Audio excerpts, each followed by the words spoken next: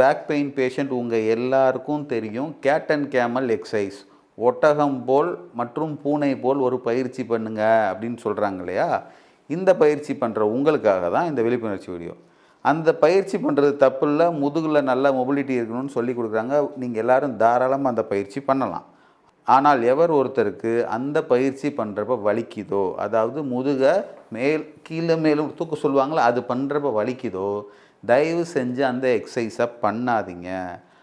உடம்பு நம்மக்கிட்ட பேசுகிற பாஷை மொழி, தட் இஸ் வலி மூலமாக தான் அது உடம்பு நம்மக்கிட்ட கன்வே பண்ணும். அந்த மூமெண்ட்டு எல்லாரையும் பண்ணுங்கள், கேட் அண்ட் கேமல் பண்ணுங்கள், கேட் அண்ட் கேமல் பண்ணுங்கன்னு சொல்லி அந்த எக்ஸசைஸ் பண்ணதுனால மட்டும் வலி வாரத்தில் 2லேருந்து 3 பேஷண்ட் வந்துடுறாங்க.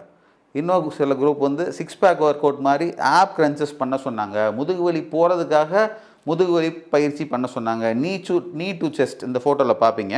இந்த மாதிரி முழங்கால் இழுத்து கட்டி பிடிங்க அப்படின்னு சொல்கிறாங்க. இந்த பயிற்சி பண்ணி முதுகு வலியில் வந்துடுறாங்க.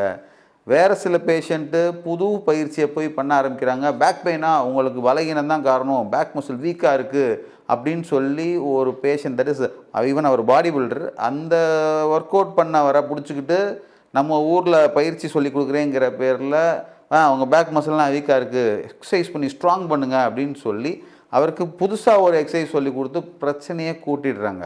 அப்போது இங்கே என்ன லேக் ஆகுதுன்னா, எதனால் அவருக்கு முதுகுவலி வந்துருச்சுன்னு கண்டுபிடிக்காமல் எல்லா முதுகுவலிக்கும் பலகீனம் காரணம்னு சொல்லி அதற்கு கொடுக்கப்படுகிற எக்ஸசைஸ், தட் இஸ் உடற்பயிற்சி இல்லை குறிப்பிட்ட தசையை நான் வலுவூட்டுறேன் அப்படிங்கிற பேரில் கொடுக்குற பயிற்சியால் இங்கே பாதி பேருக்கு புது பிரச்சனை வருது, இருக்கிற பிரச்சனை மோசமாகுது.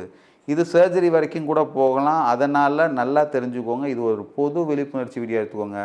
நீங்கள் ஏதாவது ஒரு பயிற்சி பண்ணுறப்ப அது வலிச்சதென்றால், வலியை உண்டு பண்ணுச்சுன்னா தயவு செஞ்சு அதை ஸ்கிப் பண்ணிடுங்க. Say no to that exercise.